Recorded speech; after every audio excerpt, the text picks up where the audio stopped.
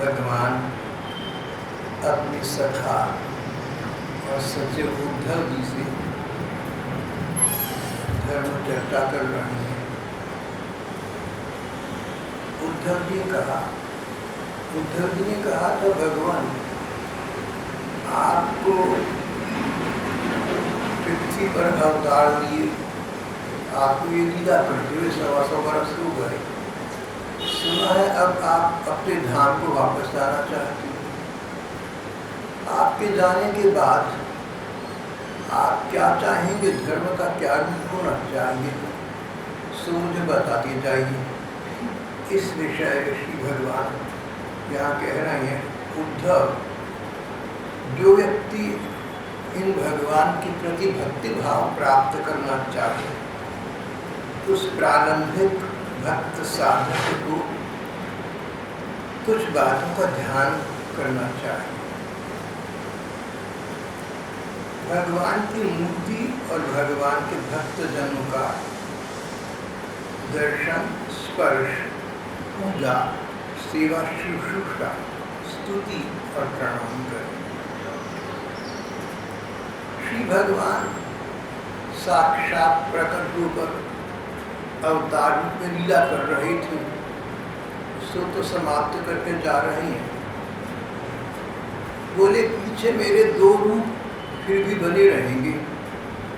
एक तो श्री मूर्ति के रूप में, मंदिरों में या घर पर जहाँ किसी श्री मूर्ति को भगवान मानकर उनकी सेवा, उनकी पूजा की जाती है, उस मूर्ति में भगवान का सेवा के अनुपात में प्राकट्य हो जाता है।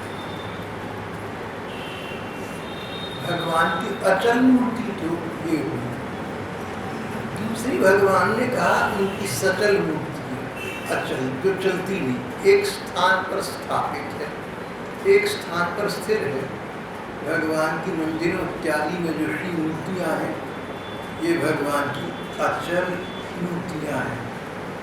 और सचल मूर्तियाँ भगवान के प्रेमी भक्तजन, वे भी भगवान का ही स्वरूप है। श्री भगवान की श्री मूर्ति की सेवा पूजा और उनके भक्तजनों की सेवा पूजा समान रूप से फलदायक है।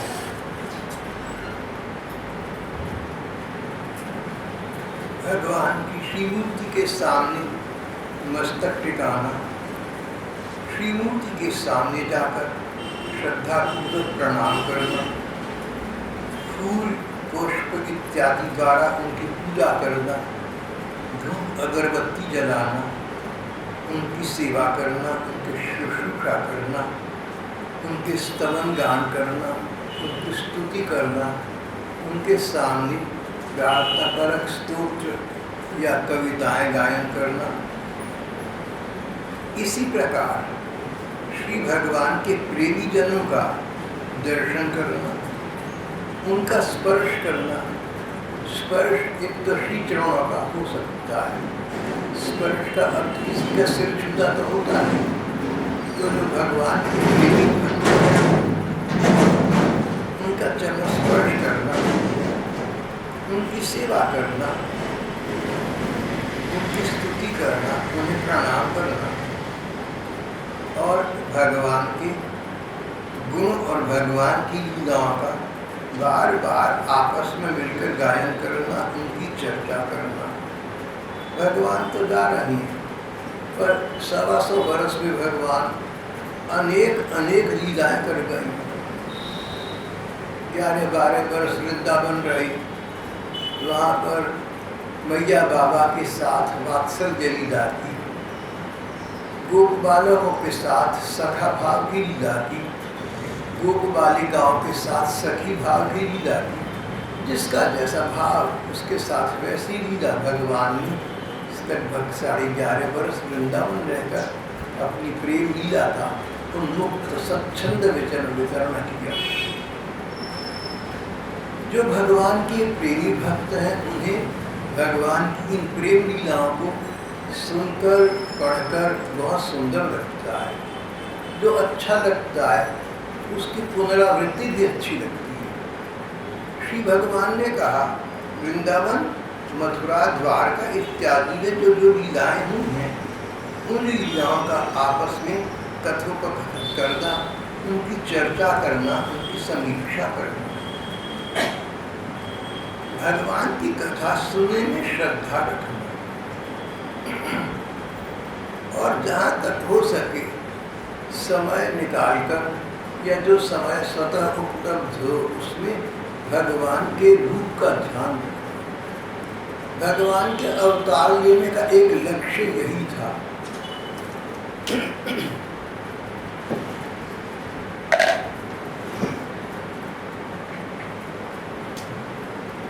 श्री भगवान साक्षात प्रेम स्वरूप श्री कृष्ण रूप में प्रकट इसीलिए हुए कि साधकों को उनका ध्यान करने के लिए किसी रूप का बोध हो जाए।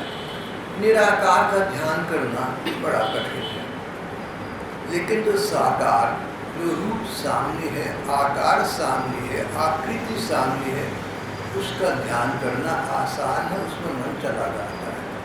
भगवान का अवतार लेकर आने का एक लक्ष्य ये था कि वो इस प्रकार की लीलाएं करें, इस प्रकार की रूप माधुरी का संचार करें कि साधकों का मन भगवान के इस रूप के ध्यान में लग सके। साधकों को भगवान के किसी प्रेम रूप का पता चल जाए, उस पर वो ध्यान कर सकें। इसी दृष्टि से भगवान का अवतार हुआ था। श्री भगवान ने कहा कि निरंतर मेरा ध्यान करता है, निरंतर जब भी समय मिले, व्यर्थ वार्ता में उसे नष्ट न करना। जीवन है, व्यस्तताएं अनेक हैं, अनेक व्यस्तताएं हैं, अनेक विवशताएं हैं, पर बीच बीच में जब भी समय मिलता है तो और कुछ नहीं, ध्यान कर सको तो सर्वोत्तम। आंखें मीच कर भगवान के रूप का ध्यान, आंखें खुली रहकर भी हो सके तो भगवान के रूप का ध्यान, और कुछ न कर सको, ध्यान न कर सको तो नाम और नाम ही एक ही है। भगवान का नाम कृष्ण और भगवान का रूप नाम श्री कृष्ण एक ही बात है। उनका नाम लिया, नाम लेते ही वे श्री कृष्ण व्यक्ति के हृदय में आविराजते हैं, उस पर प्रकट हो जाते हैं, उनकी प्रतीति की आवश्यकता है। तो अगर भगवान के रूप का ध्यान समय समय पर कर सके तो सर्वोत्तम, न कर सके तो उनका जिह्वा से नाम जप तो करते हैं। नाम लेते लेते नामी का रूप प्रकाशित होना आरंभ हो जाता है। जो कुछ मिले तो पहली बात, कथा सुनने में श्रद्धा रखे, निरंतर मेरा ध्यान करता रहे। मत कथा श्रवणे श्रद्धा, सर्वलाभोपहरणम दास्यनात्मवंदनम। दूसरी बात, जो कुछ मिले भगवान को समर्पित कर दे। तुम्हें जो कुछ मिले अपने प्रयोग के लिए, अपने उपयोग के लिए मिलेगा, भाग्य से मिले, अपने प्रयत्न से मिले, किसी के द्वारा उपहार या भेंट के रूप में मिले, जो भी वस्तु तुम्हें अपने प्रयोग के लिए मिलती है उसको भगवान के प्रति समर्पित कर देना। भगवान के प्रति समर्पित, खाने पीने की ठीक वस्तु है तो भगवान का भोग लगाना, खाने पीने की नहीं पर अन्यत्र सुंदर वस्तु है तो भगवान की दृष्टि में उतारना, ठाकुर जी के सामने लाकर उसको दिखा देना। इस प्रकार जहाँ जहाँ जिस प्रकार का ठाकुर के सामने वस्तु का निवेदन हो सके वैसा करते रहना। भगवान के प्रति जो कुछ मिले समर्पित कर देना। जो तुम्हें मिले, जो तुम्हारे पास हो, भगवान का है, उनका भोग लगाना, नैवेद्य के रूप में उन्हें अर्पित कर देना, निर्माल्य के रूप में स्वयं ग्रहण करना, भगवान का प्रसाद बन जाएगा। वो वस्तु भगवान की प्रसादी हो जाएगी, तुम्हारा तन और मन दोनों का कल्याण करेगी। भगवान के प्रति इस प्रकार का समर्पण का भाव और व्यवहार बहुत उत्तम उपाय है भगवान के प्रति प्रेम भक्ति प्राप्त करने का। इस विषय में कुछ रसिक संतों ने एक और अच्छी बात कही। उन्होंने कहा देखो, सबसे अधिक वस्तु जो तुम्हें प्रिय है, भगवान कहते हैं जो तुम्हें वस्तु प्रिय लगे, जो प्रिय वस्तु तुम्हें मिले वो भगवान को पहले अर्पण कर दो। तो प्रिय वस्तु खाने पीने की या प्रयोग करने की जो भी हो, जो अति प्रिय वस्तु है पहले भगवान को उसका आस्वादन करा देना, उनको चखा देना, उनका भोग लगा देना। सबसे अधिक प्रिय वस्तु तुम्हें क्या है वो भी तो भगवान के सामने समर्पित कर देना। सबसे प्रिय वस्तु अपने इष्ट मित्रगण, जिनके प्रति हमारी मोह है, हमारी ममता है, जिनके प्रति हमारा अनुराग का भाव, हमारे निकट जन, हमारे इष्ट मित्रगण, हमारे नियर एंड डियर वन, जिनके प्रति हमारे मन में शुभ कमलता है, जिनके प्रति हमारे मन में स्नेह भाव है, जिनका हमें ध्यान आता है, वो हमारे प्रियजन हैं। भगवान को सो भी समर्पित कर देना, भगवान इनका कल्याण करना, भगवान इनका ध्यान रखना। हो सके तो उनको भगवान में लगाना। अगर आसपास वाले आपके प्रियजन आपके समझाने से या अपने संस्कारों से भगवान के प्रति श्रद्धा भाव रख सके, भगवान की पूजा उपासना और स्तुति कर सके तो सर्वोत्तम। नहीं तो भगवान से ही उन लोगों के लिए मंगल कामना करना, भगवान से कहना भगवान इन्हें सद्बुद्धि प्रदान करो, ये भी तुम्हारे चरणों में लग जाएं, ऐसी मेरी चाहत है। अपने प्रिय जनों, अपनी प्रिय वस्तुओं की भांति अपने प्रिय जनों को भी भगवान के प्रति समर्पित कर देना। रसिक महात्मा फिर एक पद और आगे बढ़ते हैं, कहते हैं और सबसे अधिक प्रिय तुम्हें क्या है? अपना तन मन। अपने तन मन से अधिक प्रिय तो संसार में कोई किसी को नहीं होता। तो हम अपने तन को, हम अपने मन को भगवान के प्रति समर्पित करें। ये तो वस्तु तुम्हारी ही है, ठुकरा दो या प्यार करो। अपने आप को भगवान का प्रसाद बना देना, अपने आप को भगवान का अमनिया बना देना। जिस प्रकार भगवान को झूठी चीज का भोग नहीं लगाया जाता, सच्ची चीज का भोग लगाया जाता, इस प्रकार इस बात का ध्यान रखना कि तुम्हारा तन और तुम्हारा मन सच्चे हो, झूठे न हो जाए।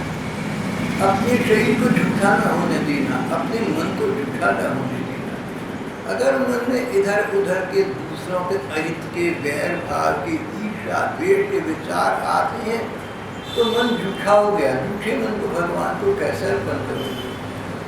अपने मन को स्वच्छ रखना, अपने मन को निर्मल रखना, अपने मन को निर्विकार रखना और ये निर्मल मन भगवान के प्रति समर्पित कर देना।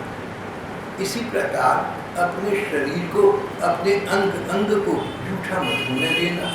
अगर हम गंदी भाषा बोलेंगे, किसी को भला बुरा कहेंगे, अपनी वाणी के द्वारा किसी को आहत करेंगे, उसको दिल को दुखाएंगे, तो हमारी जीभ झूठी हो गई। इसी जीभ से हम भगवान की स्तुति और प्रार्थना करने तुरंत बैठ जाए तो बात ही बन जाए।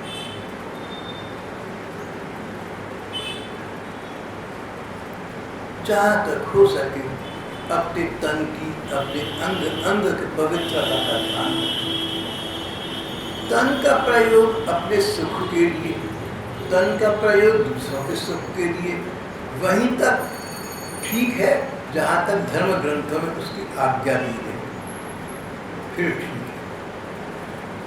धर्म ग्रंथ इस बात की आज्ञा देती हैं कि बड़े लोग छोटों को समझाने के लिए कभी कभी प्रचारणा दे दें, कभी कभी धमका दें, कभी दंड दें। अध्यापक, माता पिता, जो बच्चों के हित में किया गया इस प्रकार का कर्म है, वो भगवान के मार्ग में बाधा नहीं बनता, उससे शरीर को झूठा नहीं माना जाता। धर्म ग्रंथों के विधान के अनुसार हम अपने शरीर और अपने अंग इंद्रियों का धर्म के अंतर्गत जहाँ बाहर प्रयोग करते उसमें कोई आपत्ति नहीं है, पर स्वार्थ सुख के लिए न करना, केवल निजी सुख के लिए न करना, केवल अपने सुख तक सीमित न रह जाना, तन और मन भगवान को समर्पित कर देना।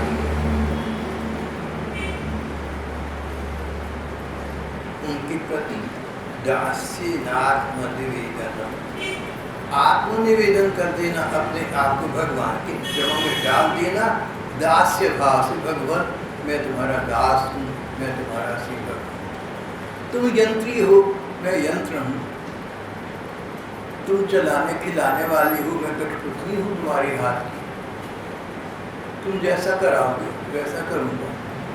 जित बिठाई तित ही बैठूं, बेचे तो बिक जाऊं, मैं तो गिरधर की घर जाऊं। जैसे तैसे करके मैं तो अपने कृष्ण से मिलूँ, अपने श्याम सुंदर से मिलूंगी, अपने ठाकुर से मिलूंगी।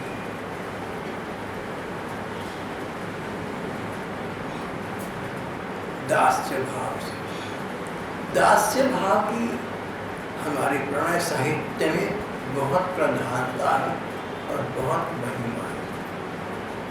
जिनका संबंध भगवान के साथ दास्य भाव का नहीं है, सेवकाई का नहीं है, कोई अन्य है, उनके मन में भी ठाकुर के प्रति दास्य भाव बना रहता है। देखो जहाँ प्रेम है ना, संसार में भी कहीं प्रेम हो तो उसका एक रूप तुम्हारा दूसरे के प्रति दास्य भाव होगा। मुझे कोई अच्छा लगता है, मैं उसकी सेवा अपने हाथ से करना चाहूँगा, मुझे उसको सुख मिलेगा। मैं उसका दास बन जाऊँगा, मैं उसका सेवक बन जाऊँगा, उसको सेवा करूँगा। व्यक्ति की सबसे पहली सेविका कृत दासी, बिना मोल खरीदी दासी तो उसकी माँ है। बच्चे के सुख के लिए माँ सब कुछ करती है, अपने हाथों से करती है। यशोदा मैया के पास घर में 9 लाख गाय थी। सेवक सेविकाओं की संख्या सहस्त्रों सैकड़ों में थी, लेकिन श्री कृष्ण के लिए दधि मंथन करके माखन निकालने का काम अपने हाथों से करती थी। कहती थी पता नहीं क्यों दूसरों पर मुझे भरोसा तो होता है, लेकिन अपने आप ये कार्य करने मुझे अच्छा लगता है। बहुत स्थानों पर ऐसा आपके साथ हमारे साथ होता है। हम स्वयं काम करके प्रसन्न होते हैं, अपने को सुख मिलता है। ये दास्य भाव तो हुई है। गोपिकाएं तो श्री कृष्ण के प्रेयसी और प्रियतमाएं थी। श्री कृष्ण गोपियों को उच्च सम्मान का स्थान देते थे। उनके तन की, उनके मन की भूरी भूरी सराहना करते थे। एक स्थान पर श्री कृष्ण ने कहा, गोपिकाओं तुम्हारा मेरे प्रति निश्चल प्रेम है, निस्वार्थ प्रेम है, इसके हाथों मैं तो तुम्हारे हाथों बिका हुआ हूँ। गोपिकाओं मैं तो सदा सदा के लिए तुम्हारा ऋणी हूँ, मैं तुम्हारे ऋण का परिशोधन नहीं कर सकता, तुम्हारी प्रेम के ऋण से मैं पूर्ण नहीं हो सकता। अगर तुम चाहो तो अपने उदार भाव से, अपने भाव से मुझे अपने ऋण से मुक्त कर सको, सो तो अलग बात है, फिर भी मैं तो तुम्हारा ऋणी रहूँगा ही। श्रीमद् भागवत में गोपिकाओं ने श्री कृष्ण से इस प्रकार कहा। गोपिकाएं भगवान की प्रियतमा, भगवान की प्रेयसी, भगवान की सर्वस्व। और उन गोपिकाओं के विषय में, जिनके विषय में श्री कृष्ण इतनी उच्च स्तर की बात कर रहे हैं, उन्हें सर्वोच्च स्थान दे रहे हैं, उन गोपिकाओं ने अपने आप को ये जानते हुए कि हम श्री कृष्ण के प्रियतमा हैं, हम इनकी प्रेयसी हैं, इनका मन हमारे में सुख पाता है, हमारा शरीर इनका सुख पात्र है, सब जानते हुए भी अपने आप को उनकी दासी के रूप में प्रस्तुत किया। कहीं श्री कृष्ण खो गए, कहीं दूर चले गए, उनको पुकारा, उनसे कहा, स्वामी हम तो तुम्हारी दासी हैं, हम दासियों को अपना सुंदर सुंदर मुखड़ा आकर दिखाओ ना। अपने को दासी गोपिकाओं ने कहा। प्रेम के संबंध में दोनों प्रेमी समान होते हैं, और भगवान तो गोपिकाओं को अपने से अधिक आदर दिया करते थे, पर वे भगवान से आदर प्राप्त गोपिकाएं अपने आप को भगवान की सेविका बताती हैं। दास्य भाव न जाने कैसे हर संबंध में अपने आप आ जाता है। यशोदानंद बाबा तो भगवान कृष्ण के अवतारी माता पिता थे, उनका वात्सल्य जगत प्रसिद्ध है। एक बार जब उद्धव जी श्री कृष्ण के पास से मथुरा से वृंदावन आए, वृंदावन वासियों को भगवान के प्रेम संदेश दिए, जाने लगे। तो यशोदा नंद बाबा ने कहा, नंद बाबा ने कहा, उद्धव आप श्री कृष्ण के यहाँ से चले जाने के बाद हमारे मन में कोई कामना नहीं रही।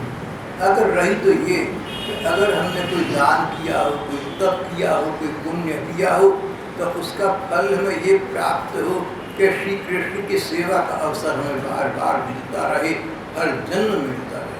पिता पुत्र की सेवा की चर्चा कर रहा है। जब दैन्य उद्दीप्त होता है, दूसरे के विलंब की आकांक्षा होती है और नहीं मिलता, तो मन में दास्य भाव जाग जाता है। नंद बाबा और यशोदा मैया श्री कृष्ण के अवतारी माता पिता, उनके मन में श्री कृष्ण के प्रति इस समय दास्य भाव प्रकट हो गया। दास्य भाव की बड़ी महिमा है।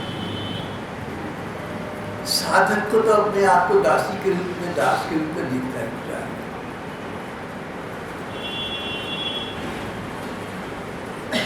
दास्य भाव से श्री कृष्ण के प्रति आत्मनिवेदन करते हैं।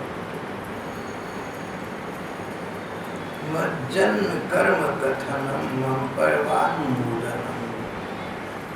भगवान के जन्म और कर्म दिव्य हैं। ये कथोपकथन, ये चर्चा परस्पर मिलकर करो। जो भगवत जन है, भगवान के सत्संगी जन है, एक जैसे लक्ष्य के, एक जैसे पथ के सजन है, भाई बहन मिलकर परस्पर श्री कृष्ण की चर्चा करें और इस बात को समझें कि श्री कृष्ण की जितनी लीलाएं हैं वो लौकिक नहीं है, वो विशुद्ध भौतिक नहीं है, वो तो विशुद्ध आध्यात्मिक है। उनकी लीलाओं में इस प्रकार की शंका का क्षेत्र न रहे कि अरे उन्होंने ऐसा कैसे कर दिया। ये प्रश्न तो तब उठता है जब किसी मनुष्य ने किया हो, किसी मानव ने किया हो, अरे इस मानव ने ऐसा अच्छा बुरा कैसे कर दिया।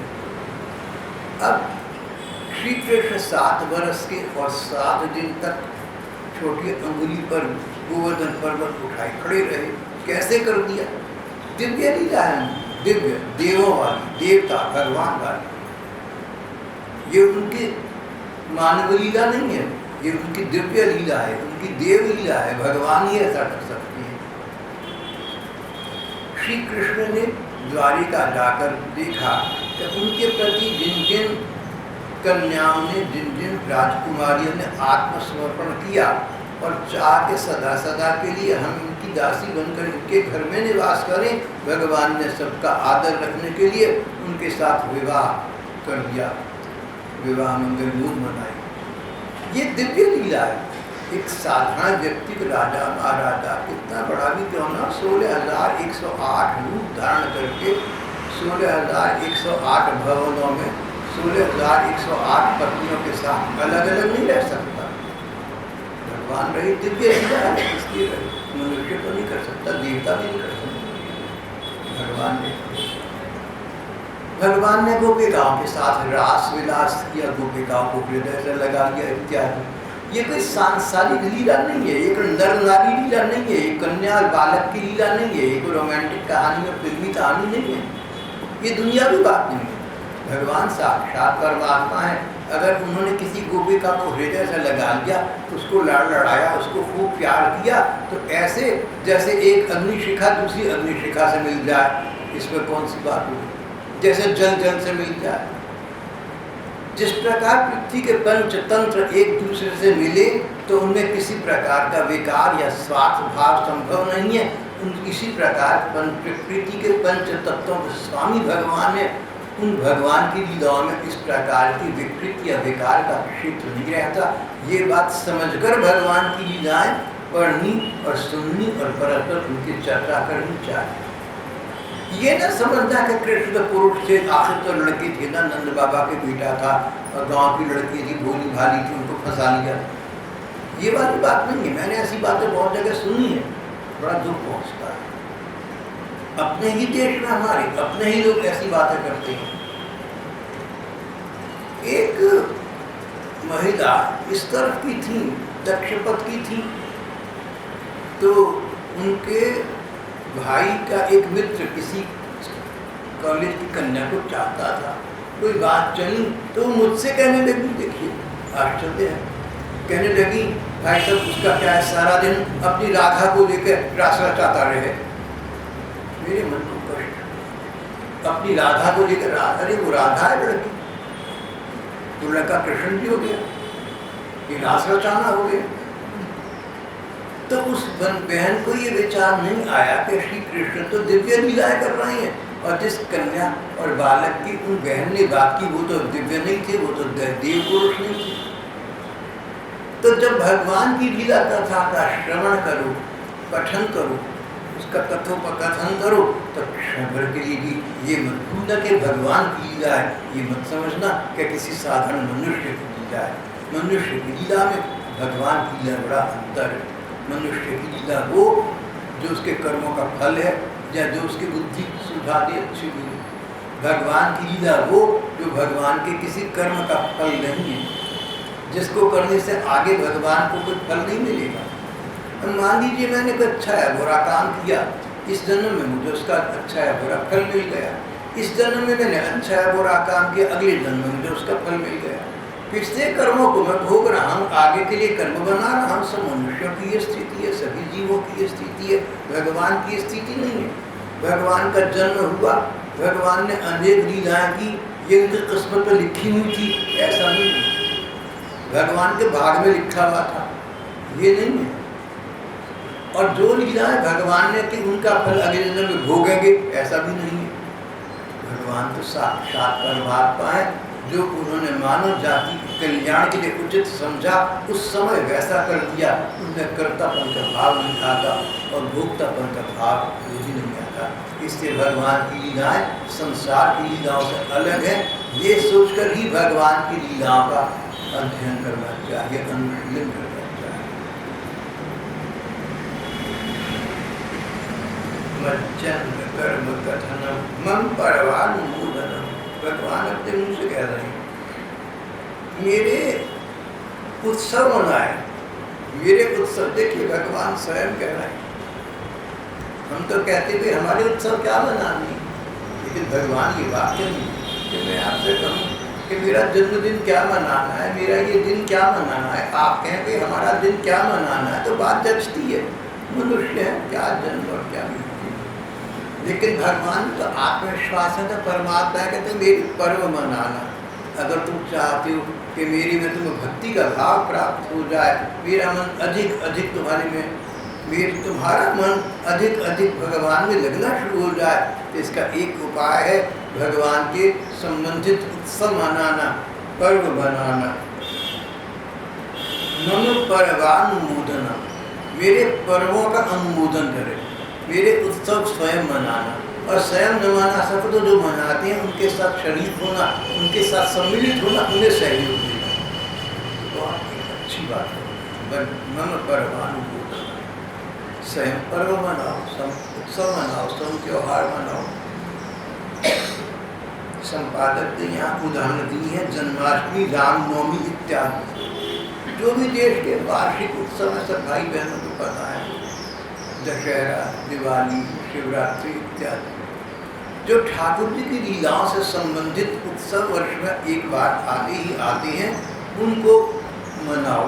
अब स्वयं न मना सको तो जहाँ मना रही हैं वहाँ अपना सहयोग दो और अपनी उपस्थिति वहाँ पर रजिस्टर करो, अपनी उपस्थिति दर्ज कराओ। उत्सव में भाग लेना, उत्सव में उत्साह लेना, बार बार उसमें अपनी सी सेवा या अपना सा योगदान देना, इस प्रकार करने से भगवान में मन जाएगा हमारा, और उस पर्व का उत्सव मनाएंगे तो धीरे धीरे मन भगवान की ओर जाना आरंभ हो जाएगा, भगवान की लीलाओं में जाएगा। धीरे धीरे मन भगवत भाव से भावित होता जाएगा। भगवत प्राप्ति उपलब्ध करने का एक उपाय भगवान के पर्व और उत्सव मनाना है। एक बता रहे थे कि एक भैया हैं, गृहस्थ हैं, लंबा चौड़ा गृहस्थ है, पर अपने अध्यात्म गुरु के प्रति बहुत निष्ठावान है। तो उन्होंने नियम दे दिया कि हर पूर्णिमा को मैं गुरु जी के चरणों में प्रणाम करूंगा। अब गुरु जी ऐसे कि उनके कदाचित गुरु जी की आवश्यकता सारे देश को कभी मद्रास में और कभी दिल्ली में और कभी कानपुर में, कभी ऊटी में, जहाँ तहाँ देश में यत्र तत्र हेलीकॉप्टर्स में घूम रहे हैं। तो उन सज्जन ने अपने नियम को बरकरार रखा। हर पूर्णिमा पर देश के किसी भी कोने में गुरु जी हो, ये वहाँ पहुँचेंगे ही पहुँचेंगे। फिर मैंने ये भी सुना कि उनके इकलौते भाई के इकलौते बेटे का विवाह था। ये सब भाई सगे बनकर रहते, बहुत प्यार था आपस में। अगर भैया नहीं आएंगे तो लड़की की शादी भी नहीं करेंगे, ये रवैया था। बोले ये तुम्हारी मर्जी है, मैं तो जाऊँगा। मैंने तो पूर्णिमा को जाना है, अगर तुम चाहते हो तो मेरे पीछे लड़की का विवाह संपन्न कर दो, मेरी तुम्हारे साथ शुभकामना है। भैया नहीं करनी तरकारी खोल दो, मैंने तो जाना ही जाना है। इस प्रकार का जो अडिग विश्वास भगवान में है वो फलदायी तो होता है। मुझे उन सज्जन की इस गुरु निष्ठा पर आश्चर्य होता है। ऐसी निष्ठा होनी चाहिए।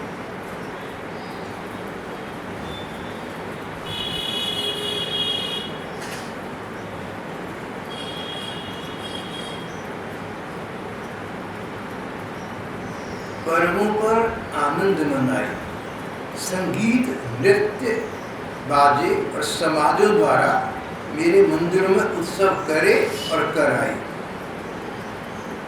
वार्षिक त्योहारों के दिन भगवान के लीला स्थलियों की यात्रा करना, शोभा यात्रा निकालना, विविध उपहार और भेंटों से भगवान की पूजा करना, कंजूसी न करना, कृपणता न करना।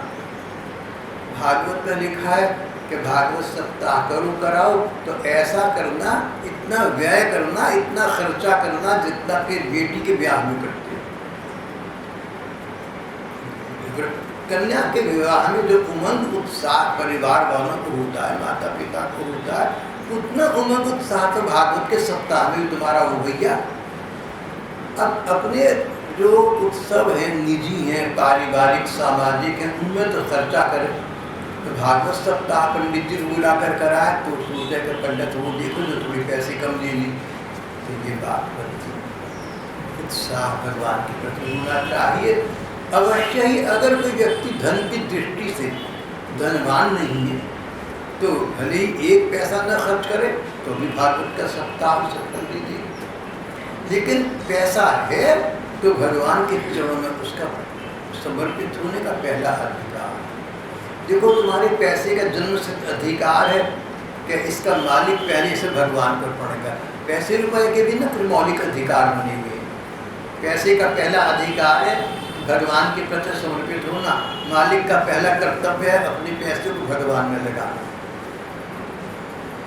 तो संसार के व्यय तो करते हैं, करते जाने ठीक है, अपने स्थान पर है, लेकिन जो भगवत पर्व मनाओ उसमें कंजूसी न करना, उसमें कृपणता न करना। जब मंदिरों में दर्शन करने जाओ तो मूर्तियों में श्रद्धा रखना।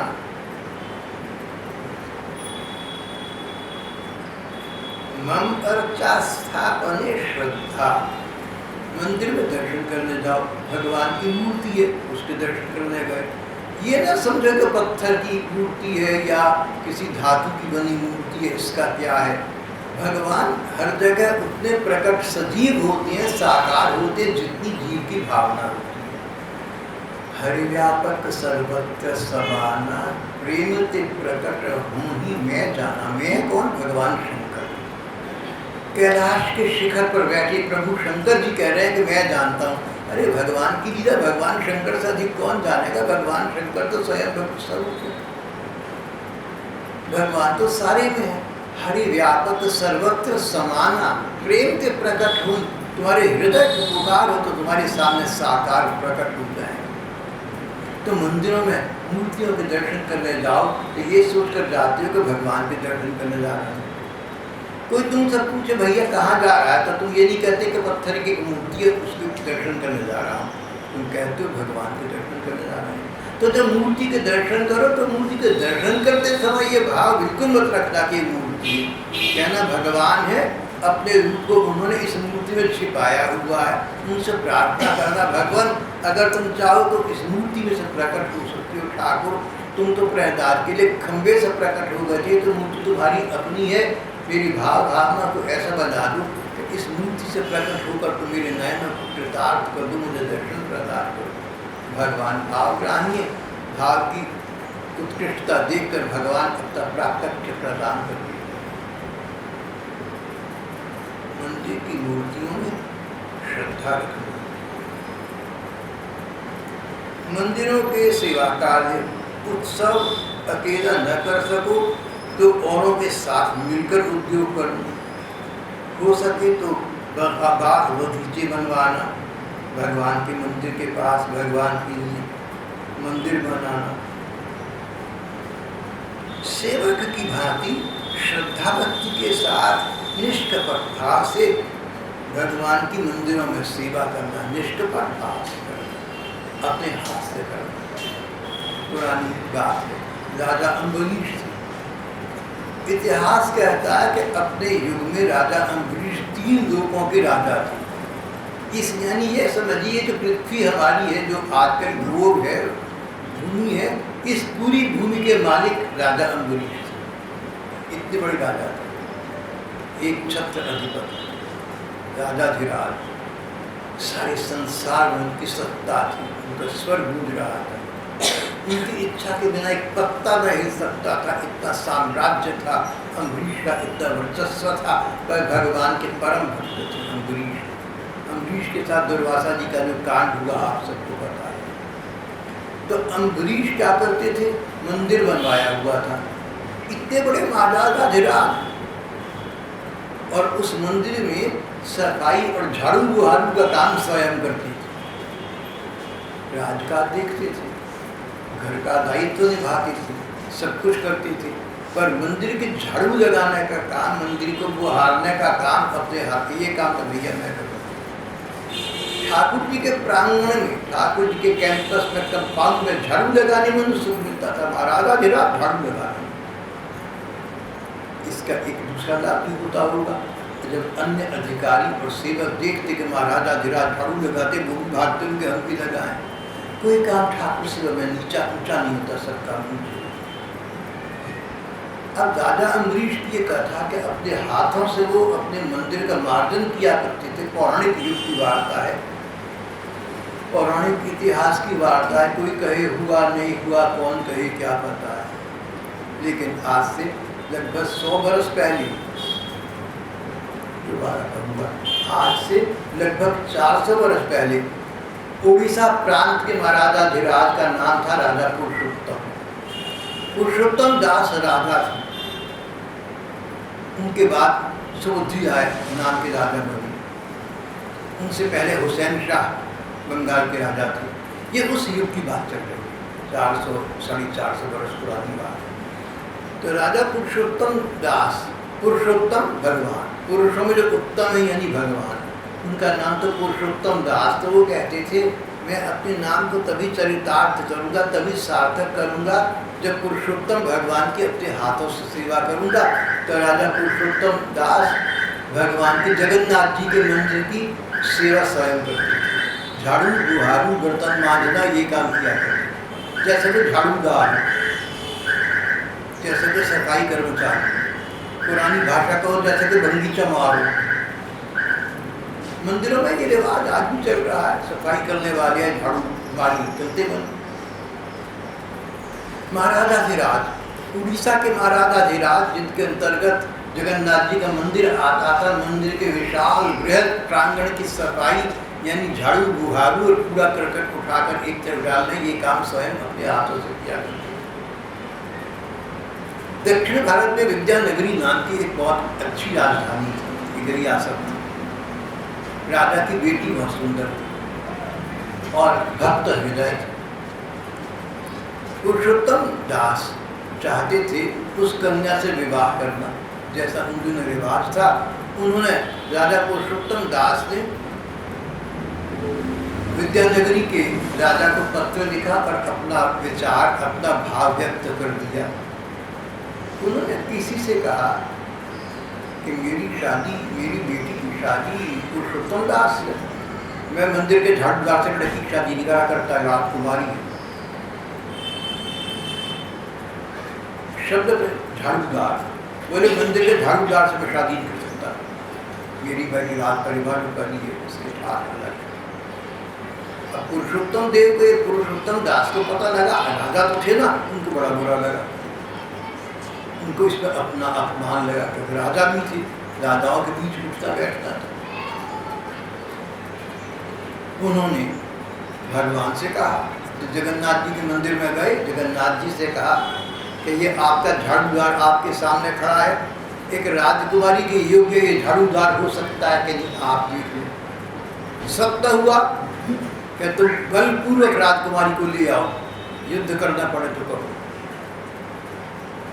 उड़ीसा के महाराजा अधिराज पुरुषोत्तम देव जीत गए और विद्यानगरी की राजकुमारी का विवाह करके उसको अपने पास उड़ीसा ले आए। ये कथा हमारे इतिहास का है। भाव ये कि भगवान का मंदिर है ना, तो मूर्ति मत समझो, भगवान समझो, और भगवान है तो अपने हाथों से सेवा करने का सुख अपने आप को प्रदान करो।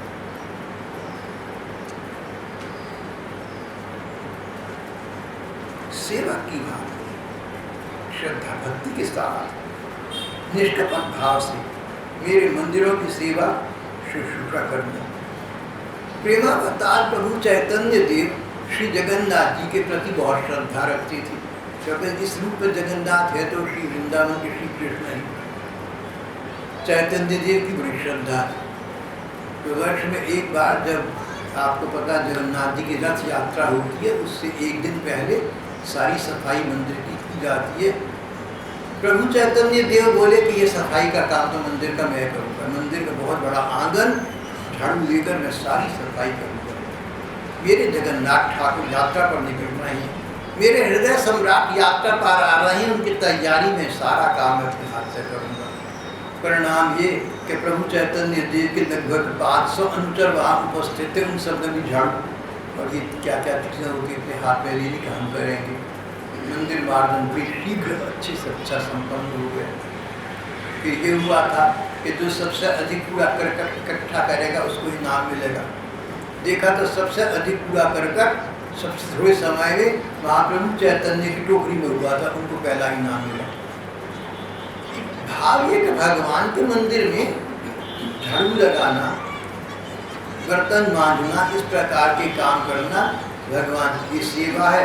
इस छोटी सी सेवा से भगवान बड़े प्रसन्न हो। यज्ञ को भगवान का हमारे देश में सदा माना गया। यज्ञ भगवान राजा युधिष्ठिर ने राजसूय यज्ञ का आयोजन किया।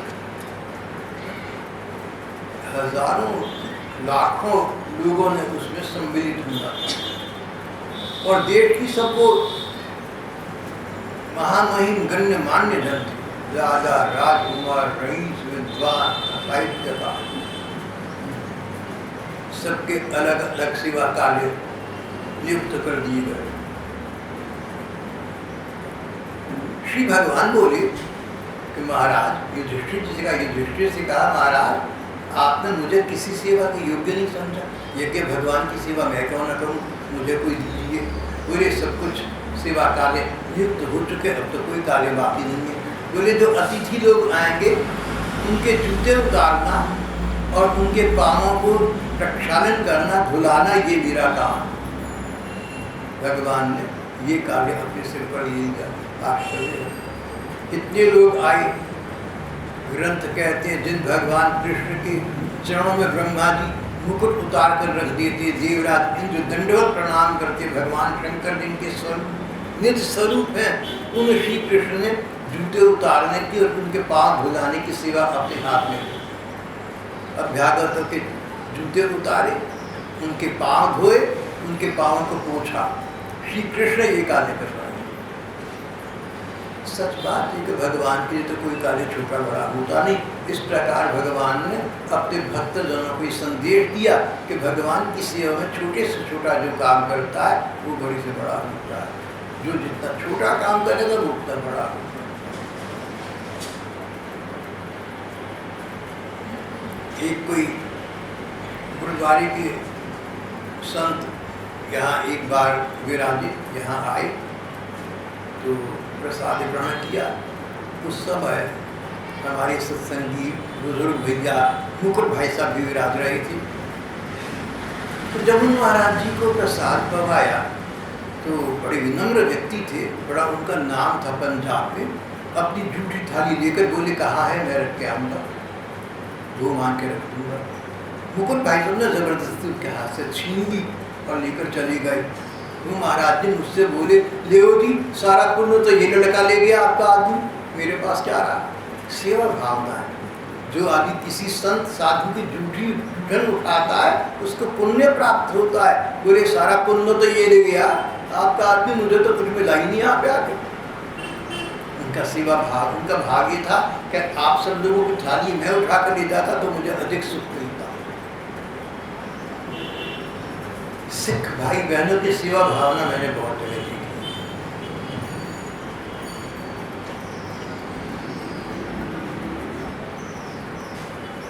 किसी भी ठाकुर जी के कार्य में झाड़े बुहारे लीपे पोते छिड़काव करे, तरह तरह की चौक पूरे, पर अभिमान न करना, दंभ न करना। शेखी न देखो जी मैं कितनी सेवा करता हूँ, दंभ न करना, लोगों को दिखाऊं कि मैं कितनी सेवा करता, इसलिए मैं सेवा करूँगा। अहंता और दंभ का त्याग कर देना, अपने शुभ कर्मों का ढिंढोरा मत पीटना। इस प्रकार जब भगवान के प्रति सेवा का भाव उद्दीप्त होता है और भगवान का हम इस प्रकार स्मरण और भजन करते हैं तो धीरे धीरे भगवान के प्रति प्रेम भाव हो जाता है और उनकी प्रेम और भक्ति की प्राप्ति होती है। आज का प्रसंग यहाँ समाप्त।